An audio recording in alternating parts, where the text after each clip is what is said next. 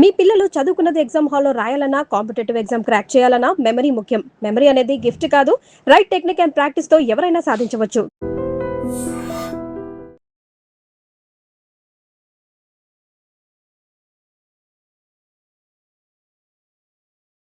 నమస్తే, welcome to I dream. నేను వలి. పాక్ ఆక్రమిత కశ్మీర్ ప్రజలు పెద్ద ఎత్తున ఆందోళన చేస్తున్నారు గత కొన్ని రోజుల నుంచి. జూలై 9 వరకు పాకిస్తాన్ ప్రభుత్వానికి ఒక డెడ్లైన్ పెట్టారు. మా డిమాండ్లు నెరవేర్చకపోతే ఇక మీకు చుక్కలు చూపిస్తాం, మేమేంటో చూపిస్తాం అని చెప్పి జూలై 9కి డెడ్లైన్ పెట్టిన పరిస్థితి ఉంది. ఏం జరగబోతుంది, ఇప్పటివరకు జరిగిన పరిస్థితి ఏంటి, భవిష్యత్తు ఎలా ఉంటుంది, దీని గురించి మనం మాట్లాడదాం. ప్రస్తుతం నాతో పాటు ఉన్నారు అనలిస్ట్ కట్టా కార్తీక్. మాట్లాడదాం. కార్తీక్ గారు నమస్తే అండి. నమస్కారం. కార్తీక్ గారు, చాలా రోజుల నుంచి అక్కడ హింసాత్మక ఘర్షణ పూరిత వాతావరణం మనం చూస్తున్నాం. రోడ్ల మీదకి వచ్చి ఆందోళన చేయటం, పాకిస్తాన్ ఆర్మీ వాళ్ళ మీద తుపాకులు గుళ్ళు పెట్టి, పోలీసులు అయితే లాఠీలు జులిపించి కొంతమంది చనిపోయారు కూడా ఈ అల్లర్లలో. ఇప్పుడు కొత్తగా పెట్టిన డెడ్లైన్, అసలు ఏం జరుగుతుంది సార్ అక్కడ? మీ ఇంట్లో బియ్యం లాక్కపోయి అన్నం వండుకొని మీకు కనీసం ఒక ముద్ద కూడా పెట్టకపోతే సహజంగా మీ ఫీలింగ్ ఎలా ఉంటుంది? చాలా కోపం వస్తుంది, వాళ్ళ మీద దండెత్తుతాం. ఇప్పుడు పీఓకేలో జరుగుతుంది కూడా అదే. పీఓకేలో సహజ వనరులు చాలా ఎక్కువ, విపరీతమైన సహజ వనరులు. ఇప్పుడు ప్రధానంగా అక్కడ థర్మల్ పవర్ బాగా ఉత్పత్తి అవుద్ది. Thermal power, okay. అక్కడ నుంచే పవర్ పాకిస్తాన్కి సప్లై చేయబడింది.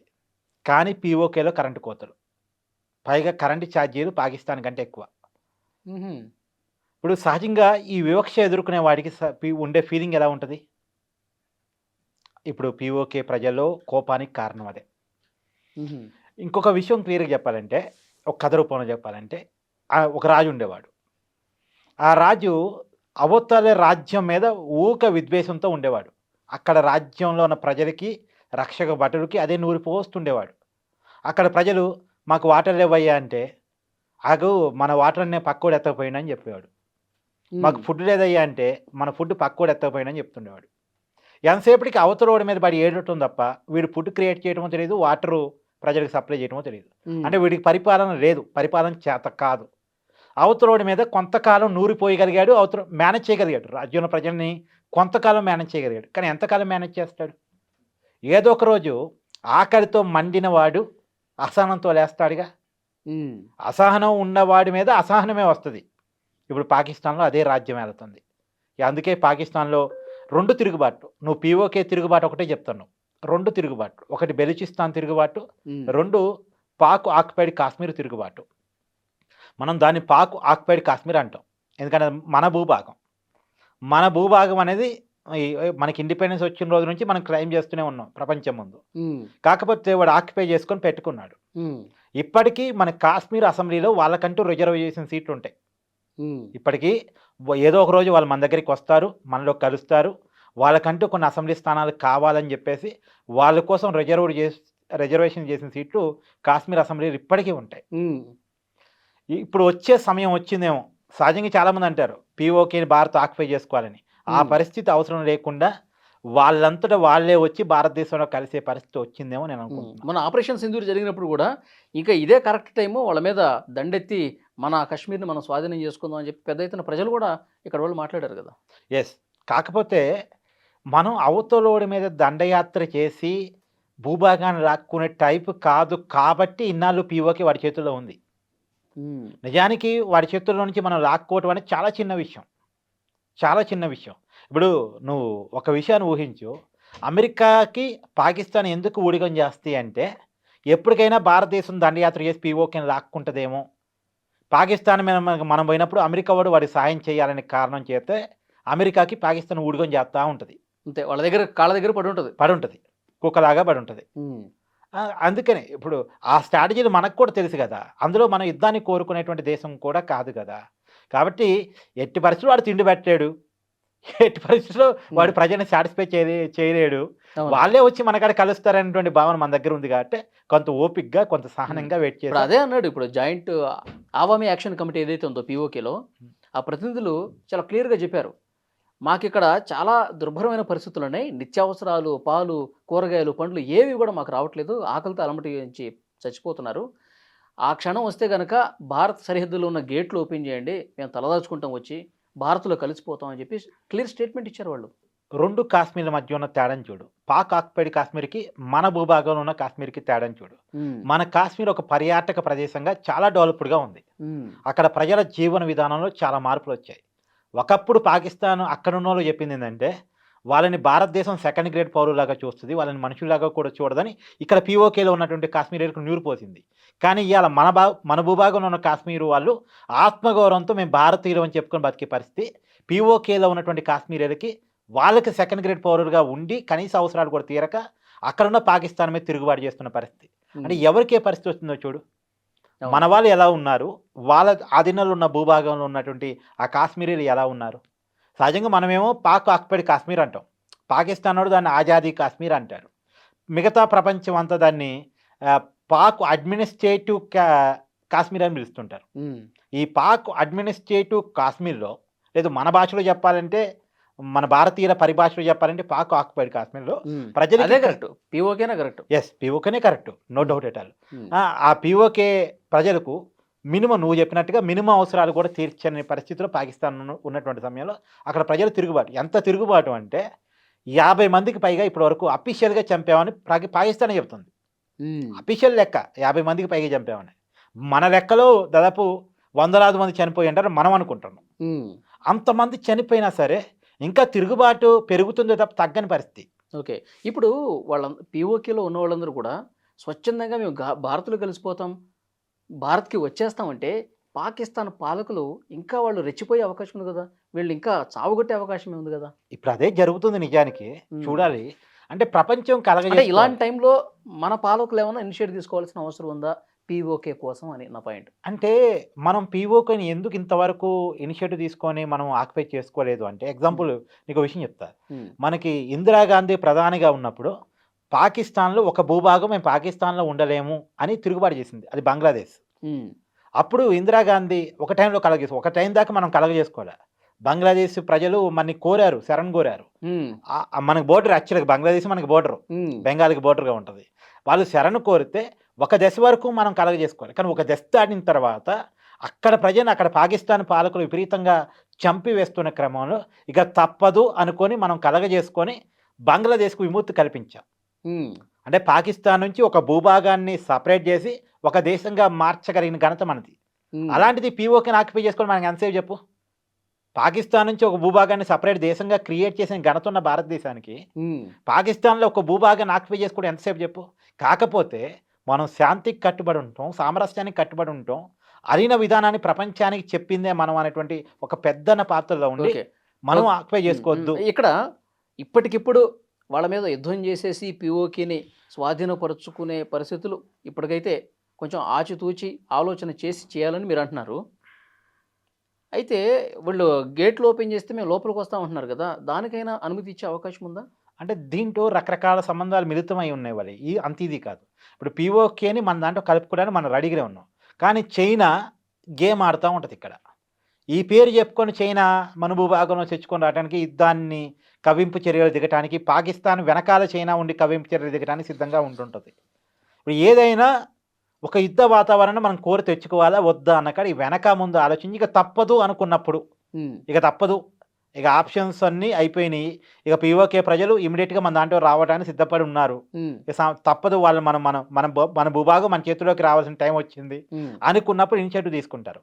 అంతవరకు మన వాళ్ళు అంత ఈజీగా యుద్ధం వైపుగా వెళ్ళే వాళ్ళు కాదు. ఓకే, ఇప్పుడు జూలై 9వ తారీఖు వాళ్ళు డెడ్ లైన్ పెట్టారు, తర్వాత తీవ్ర రూపం ఉద్యమం చేస్తామని చెప్పేసి వాళ్ళు ప్రకటన చేశారు. జూలై 9 తర్వాత అలాంటి పరిస్థితులు ఉన్నాయనుకోండి, పీఓకేలో రక్తపాతం జరుగుతుంది అనుకోండి, అప్పుడు ఏంటి? అప్పుడు ఆటోమేటిక్గా మనం వెళ్తాం.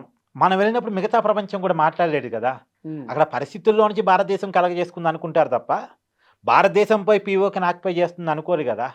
సో ఒక ఇన్సిడెంట్ మనం ముందు ఫస్ట్ ప్రపంచానికి ఒక దాన్ని చూపించాలి. ఓకే, ఒక సరైన సందర్భం రావాలంటారు. ప్రపంచం ముందు తప్పని పరిస్థితిలో భారతదేశం కలగజేసుకుంది అనే దాన్ని మనం చూపించినప్పుడే ఇక మిగతా వాళ్ళతో మనకి ఇబ్బంది లేకుండా ఉంటుంది. పీఓకేలో ఉన్నటువంటి ఆ జాక్ ప్రతినిధులు కూడా ఇంకో మాట చెప్పారు, అంతర్జాతీయ మీడియా, ఐక్యరాజ్య సమితి ప్రతినిధులు మీరందరూ రండి జూలై 9వ తారీఖు, ఒక్కసారి ఇక్కడ పరిస్థితులు చూడండి అన్నారు. ఎస్, నిజానికి ఈ మాట ఇప్పుడు పీఓకే చెప్తున్నారు, కానీ గత 1 year నుంచే బెలూచిస్తాన్ వాళ్ళు చెప్తున్నారు. బెలూచిస్తాన్ వాళ్ళు ఆల్రెడీ మేము ఇండిపెండెంట్, మేము పాకిస్తాన్లో భాగం కాదు, నిజానికి బెలూచిస్తాన్ అనేది పెద్ద భూభాగం పాకిస్తాన్లో. ఇంకా పిఓకి ఇంకా తక్కువ భూభాగం, చిన్న భూభాగం ఏది బెలూచిస్తాన్తో పోలిస్తే. బెలూచిస్తాన్ అనేది చాలా పెద్ద భూభాగం. వాళ్ళు డైరెక్ట్గా ప్రకటించుకున్నారు, మేము ఇండిపెండెంట్గా ఉన్నాం, మా పాకిస్తాన్తో సంబంధం లేదు, మమ్మల్ని సపరేట్ దేశంగా గుర్తించండి అని చెప్పేసి ఐక్యరాజ్య సమితికి తర్వాత ఇతర అగ్రరాజ్యాలకి వాళ్ళు లెటర్ కూడా పెట్టుకున్నారు, మమ్మల్ని గుర్తించండి అని చెప్పేసి. అంటే ఎంత అసహనం పాకిస్తాన్ లోపల ఉందంటే, నిజానికి పాకిస్తాన్లో జరుగుతుంది ఏంటంటే ఆ సింధు ప్రావిన్స్, పంజాబ్ ప్రావిన్స్ ఆ ఏరియాల్లో ఉన్నటువంటి రాజకీయ నాయకత్వమే పాకిస్తాన్ లీడర్షిప్గా ఉంది. మిగతా ఏరియాల్లో ఉన్నటువంటి ప్రజల్ని పట్టించుకోవటం కానీ, అక్కడున్న లీడర్షిప్ని పట్టించుకోవడం కానీ జరగట్లే. మిగతా ఏరియాల్లో ఉన్నటువంటి ప్రజల్ని సెకండ్ గ్రేడ్ పౌరులుగా చూస్తున్నారు. రెండోది, పాకిస్తాన్లో రాజకీయ అస్థిరత్వం ఉంది. మామూలుగా జనరల్గా మనకాడ ఎలా ఉంటుంది, రాజకీయ అధికారాన్ని ఫైనల్, దానికని వాళ్ళ అంటే రాజకీయ అధికారంలో ఉన్న వాళ్ళ పాలసీలకు అనుగుణంగా అడ్మినిస్ట్రేటివ్ నడుస్తూ ఉంటుంది, దాని ఆధారంగా మిలిటరీ నడుస్తూ ఉంటుంది. కానీ పాకిస్తాన్ అలా కాదు. పాలకులకు అంటే ప్రజలు ఎన్నుకున్న పాలకుల కంటే మిలిటరీ ఎక్కువ, మిలిటరీ కంటే టెర్రరిస్టులు ఎక్కువ. ఇప్పుడు టెర్రరిస్టు నుంచి మిలిటరీకి ఆదేశాలు వస్తాయి, మిలిటరీ నుంచి రాజకీయ నాయకత్వానికి ఆదేశాలు వస్తాయి. అంటే రివర్సు. మనకాడ ఎట్టుంటుంది, ఇంకెక్కడ ఉంది అక్కడ ప్రజాస్వామ్యం? మనకాడ ఎలా ఉంటుంది, మనకాడ ప్రజలు ఎన్నుకున్న ప్రభుత్వాలు మొత్తాన్ని మానిటరింగ్ చేస్తూ ఉంటాయి. అవి డెసిషన్ మేకింగ్ అంతా ప్రజలు ఎన్నుకున్న ప్రభుత్వాల చేతిలో ఉంటుంది. కానీ అక్కడ ప్రజలు ఎన్నుకున్న ప్రభుత్వాలకు విలువ లేదు, ప్రజలకు విలువ లేదు, బేసికలీ ప్రజల ఓటుకి విలువ లేదు. సో ఆ పరిస్థితుల్లో పాకిస్తాన్ ఉంది. కాకపోతే ఏంటంటే పాకిస్తాన్కి ఇన్నాళ్ళుగా చెల్లుబాటు అవుతూ వచ్చిన ఒకే ఒక్క అంశం ఏంటంటే, అది అగ్రరాజ్యాల దగ్గర కుక్కలా పడి ఉండటం వల్ల వాళ్ళు వేసే బిస్కెట్ని ఏదో బతికేస్తూ. ఓకే సార్, ఇప్పుడు నిజంగా యుద్ధ పరిస్థితులే వస్తాయి, ఎందుకంటే జరుగుతున్న పరిణామాలు చూస్తే అతి త్వరలోనే ఏదో ఒక ఉద్రిక్త పరిస్థితులు ఏర్పడతాయన్నది కూడా అర్థమవుతుంది. నిజంగా అలాంటి సిచ్యువేషనే వస్తే అమెరికా, చైనా సాయం డెఫినెట్గా పాకిస్తాన్ కోరుతుంది. అలాంటి సందర్భంలో మనం ఎలా వ్యవహరించాలి? అంటే అమెరికా, చైనా పాకిస్తాన్కి సపోర్టు ఇవ్వలేని పరిస్థితిని మనం ముందు ప్రపంచం ముందు చూపాలి. అంతర్జాతీయ సంబంధాలు దెబ్బతినకుండా పిఓకేని మనం తీసుకోవాలి. పిఓకేని మనం లాక్కుందామని ఎంతసేపు బాబు ఎప్పుడో లాక్కునే వాళ్ళం. అంతర్జాతీయ సంబంధాలు దెబ్బతినకుండా మనం పిఓకేని తీసుకోవాలి. ఇప్పుడు అమెరికా, చైనాలు ఎంత కాదన్నా మన లైన్లోకి వచ్చే అవకాశం ఉందా అసలు? న్యూట్రల్ ఉంటే చాలు, మనకొద్దు డైరెక్ట్గా మనకు సపోర్ట్ ఇవ్వాల్సిన అవసరం లేదు. వాళ్ళు న్యూట్రల్గా ఉంటే చాలు, వాళ్ళు ఈ విషయంలో కలగజేసుకోకుండా ఉండగలిగితే చాలు, వాళ్ళు న్యూట్రాలిటీ పాటిస్తే చాలు. ఆ వైపుగా మన విషయంలో కొంత భారతదేశం ఎదుగుతున్న దేశం, మనకు పోటీ వస్తున్న దేశం, ఇలాంటి భావంతోనే ఉంటాయి కదా ఈ రెండు దేశాలు. అంటే అమెరికా న్యూట్రాలిటీ పాటిస్తే కొద్ది చైనా కన్నింగ్ నేచర్తో ఉంటుంది. సో చైనాని కూడా న్యూట్రలైజ్ చేయగలం మనం. టైం టేకింగ్, కొద్దిగా టైం తీసుకుంటాం. ఏదో ఒక రోజు ఖచ్చితంగా చెప్తున్నాను, పిఓకే భారతదేశంలో కలవక మానదు. అక్కడ ప్రజలే వచ్చి కలుస్తారు. ఇప్పుడు ఆల్రెడీ నువ్వే చెప్తున్నావు కదా, గేట్లు ఎత్తేస్తే వచ్చి మేము భారతదేశంలో కలుస్తామని అక్కడ ప్రజలు చెప్పటం. సో అది ఒక పీక్ స్టేజ్ చేరిద్ది. ఖచ్చితంగా పిఓకే భారతదేశంలో కలిసే రోజు అతి త్వరలోనే వస్తుంది. కాకపోతే యుద్ధం లేకుండా మనం మళ్ళీ చెప్తున్నాను, భారతదేశ నైజం ఏంటంటే ఒక గన్ను పేలకుండా, ఒక తుపాకీ గుండు ఇంకొకరి గుండెల్లో గుచ్చుకోకుండా అది వచ్చి మన దేశంలో కలవటం అంటే అది భారతదేశం యొక్క గొప్పతనం. ఇప్పుడు నీకు మళ్ళీ చెప్తున్నా విను, మహాత్మా గాంధీ ఏ రూపంలో అయితే బ్రిటిష్ వాళ్ళ నుంచి మన దేశాన్ని స్వతంత్రాన్ని తీసుకొచ్చి పెట్టారో, అంటే గన్ను అంటే ఉంది, శాంతి ఉద్యమం ఉంది, అశాంతి పూరితమైన ఉద్యమం భగత్ సింగ్ లాంటి వాళ్ళు చేశారు కాదంటే. కానీ మేజర్గా యుద్ధం అనేది లేకుండా, తగాద అనేది లేకుండా, తుపాకీ పట్టుకొని పోరాటం అనేది లేకుండా, శాంతియుత పద్ధతిలో ఓపిక్గా మనం ఎలాగైతే స్వతంత్రాన్ని తెచ్చుకున్నామో అదే పద్ధతిలో శాంతియుత పద్ధతిలోనే పిఓకేని మన దేశంలో విలీనం చేసుకుంటాం. పాకిస్తాన్ కూడా ఇక భారతదేశంలో మీరు కలిసిపోండి అని చేతులు ఎత్తేయాల్సిన పరిస్థితి వస్తుంది అని నేను అనుకుంటున్నాను. మనం శాంతి అని కూర్చోబట్టే పెహల్గాంలో గన్ పాయింట్లో పెట్టి 21 మందిని చంపేశారు కదా అమాయకుల్ని. అది వాళ్ళ నైజం. ఇప్పుడు వాళ్ళ నైజం అది. అంటే అలాంటి టెర్రరిస్టులని ప్రోత్సహించి ఆ దేశానికి గట్టిగానే స్ట్రోక్ ఇవ్వాలి. ఇచ్చాము కూడా కదా, ఇప్పటికి ఎన్నిసార్లు ఇచ్చాము. ఇప్పటికి పాకిస్తాన్తో ఎన్నిసార్లు యుద్ధాలు జరిగాయి. 1999లో కార్గిల్ యుద్ధం, అంతకంటే ముందు ఇందిరాగాంధీ హయాంలో ఒక యుద్ధం, అప్పుడు బంగ్లాదేశ్ని వేరు చేయగలిగాం. తర్వాత అంటే కుక్క తోక వంకర అంటారు చూసారా, అంటే వాడు తెగించాడు. వాడికి పరువు, ప్రతిష్ట, ప్రజలకు తిండి, తిప్పలు, యుద్ధం వల్ల వచ్చే నష్టము ఇవన్నీ వాడికి పడవు. వాడి ప్రజలు ఏమైపోయారన్నది వాడికి పట్టదు. ఇప్పుడు ఆపరేషన్ సింధూరు తర్వాత మనం సింధు జలాలు ఆఫ్ చేసాం. సింధు జలాలు ఆపటం వల్ల వాళ్ళ దేశంలో వ్యవసాయం నడవట్లే. వ్యవసాయం నడవకపోయినా పర్లేదు అనుకుంటున్నాడు తప్ప భారతదేశంతో రాజీకి వచ్చి ఉగ్రవాద శిబిరాన్ని ఎత్తేస్తా అని చెప్పలేకపోతున్నాడు. చూడు, అంటే వాడి దేశంలో ప్రజలంటే వాడికి అసలు ఇది కూడా లేదు. కానీ మన దేశంలో ప్రజలు మనం అలా చూడలేంగా. సో యుద్ధాన్ని కొని తెచ్చుకోలేని మనకి యుద్ధమే కావాలనుకునే వాడికి ఉన్న తేడా నేను చెప్తాను నేను. ఇప్పుడు అలాంటి అలాంటి పిచ్చి పట్టిన పాకిస్తాన్ని పిచ్చి కుక్కనట్టు కొట్టినట్టు కొట్టాలంటున్నా. కొట్టే సమయం వచ్చినప్పుడు కొట్టాం. మన ఆపరేషన్ సింధూర్ చేసాం. ఇప్పుడు వాడు వచ్చి మన దేశంలో తెలియకుండా పెహల్గాం చేసిపోయాడు. మనం ఏం చేసాం, ఒక్క నైట్లో వాడి భూభాగంలోకి వెళ్ళి వాడి ఆర్మీని ఏమనలే, మళ్ళీ వాళ్ళ ప్రజల్ని ఏమనలే, మళ్ళీ అక్కడ ఉన్న ఉగ్రవాద శిబిరాలని, పీఓకేలో ఉన్న ఉగ్రవాద శిబిరాలు, పాకిస్తాన్లో ఉన్న ఉగ్రవాద శిబిరాన్ని పేర్చి మళ్ళీ సేఫ్గా మన కాడికి వచ్చాం. అది కూడా ఎవరితో చేపించాం, ఉమెన్తో చేపించాం. ఎందుకంటే ఉమెన్ కళ్ళ ముందు భర్తల్ని చంపారు అంటే భార్యల సింధూరాన్ని తుడిపేశారు అనే కారణం చేత ఆపరేషన్ సింధూర్ అని పేరు పెట్టి మనం నైట్కు నైట్ వాళ్ళ దేశంలో ఉన్నటువంటి ఉగ్రవాద శిబిరాన్ని పేర్చి వచ్చాం. తర్వాత ఏడుపులు పెడబోపులు తప్ప వాళ్ళకి ఏం మిగిలింది? వాళ్ళకి సపోర్ట్గా మన యుద్ధానికి వచ్చాడు. ఉగ్రవాదులకు సపోర్ట్గా యుద్ధానికి వస్తే అది కూడా బుద్ధి చెప్పి పంపించాం కదా, కాలబేరానికి వచ్చాడు కదా. సో ఏదైనా భారతదేశ చరిత్రలో ఇప్పుడు యుద్ధం అనేది ఎలా ఉంటుందంటే వాళ్ళి, ఇప్పుడు రష్యా ఉక్రెయిన్ యుద్ధం చూస్తున్నాం, రియాలిటీ చెప్తాను నేను. మనకి కోపం ఉంటుంది, పాకిస్తాన్ ఎందుకు అంత రెచ్చిపోతుంటే మనం ఎందుకు ఊకోవాలి, పాకిస్తాన్ని తీసి పడేయచ్చు కదా, మన ఇంత పెద్ద దేశం కదా, మనకాడ ఇంత ధనం ఉంది అంటే పాకిస్తాన్తో పడితే మనం చాలా బెటరు, చాలా చాలా బెటరు. సో మనకి మన ముందు పాకిస్తాన్ ఎంత, ఎందుకు పాకిస్తాన్ మనం అంత చూడాలనుకుంటాం. కానీ ఇప్పుడు రష్యా ఉక్రెయిన్ చూడు ఎగ్జాంపుల్, రష్యా ఎంత బలమైన దేశం, ఉక్రెయిన్ ఎంత చిన్న దేశం. కానీ ఉక్రెయిన్ రష్యా దగ్గర ఇంతగానో ఎందుకు పోరాటం చేయగలుగుతుంది? సరే అది కూడా తీసే, రష్యా ఉక్రెయిన్ కూడా తీసే. ఇరాన్ ఎంత దేశం, అమెరికా ఇజ్రాయెల్ ఎంత దేశాలు. అమెరికా ఇజ్రాయెల్ కలిసిన ఇరాన్ ఎలా చుక్కలు చూపించగలిగింది అంటే వీళ్ళకి వెనకాల బూస్టప్ ఇచ్చే వాళ్ళు ఉంటుంటారు. అప్పుడు ఇరాన్కి రష్యా చైనా సపోర్ట్ ఇచ్చాయి, అక్కడేమో ఉక్రెయిన్కి అమెరికా యూరప్ సపోర్ట్ ఇస్తూ ఉన్నాయి. కాబట్టి వాళ్ళు డబ్బులు వస్తున్నాయి కాబట్టి, లేదా ఫండింగ్ అదే ఆయుధాలు వస్తున్నాయి కాబట్టి ఏదో యుద్ధం చేసుకుంటూ కాలం గడిపేస్తుంటారు. వాడికి యుద్ధం తప్ప ఇంకో ప్రపంచం ఉండదు వాడికి. కానీ మనకు అలా కాదు కదా, మనకి పరిపాలన, ప్రజలు, వాళ్ళ సంక్షేమం, వాళ్ళ అభివృద్ధి ఇది ముఖ్యం కదా. కాబట్టి ఈ పాకిస్తాన్తో యుద్ధం అనేది చాలా చిన్న విషయమే. పాకిస్తాన్ ఆక్యుపై చేసుకోవడం చిన్న విషయమే, పీఓకేని ఆక్యుపై చేసుకోవడం చాలా చిన్న విషయమే, పాకిస్తాన్ని బుద్ధి చెప్పడం చిన్న విషయమే. కానీ పాకిస్తాన్ లాంగ్ రన్ యుద్ధానికి అమెరికా ద్వారా చైనా ద్వారా ట్రై చేయొచ్చు కాక, వాళ్ళు ఇచ్చే ఫండింగ్తో ట్రై చేయొచ్చు కాక. సో అంత అవసరం మనకు వద్దు అనేది, ఆ రిస్క్ మనకు వద్దు అనేటువంటిది. మనకు అసలు యుద్ధం అనేది లాస్ట్ టాపిక్. మనకి ఎప్పుడైనా యుద్ధం అనేది ఇక లాస్ట్, మనకి తప్పదు. వాడు ఉండొద్దు, వాడు ఉండటం వల్ల మనకి ఇబ్బందిగా ఉంది అనుకున్న లాస్ట్ పొజిషన్లో మాత్రమే మనం ఆ నాశనం చేస్తాం. ఆ లాస్ట్ పొజిషన్ ఇంకా రాలే. ఏదో శిశుబాలుడు 99 తప్పులు అంటే 100 తప్పులు అంటారు కదా, 99 తప్పు కాడికి వచ్చిన తర్వాత చూద్దాం యుద్ధం కాడికి వచ్చిద్దాము.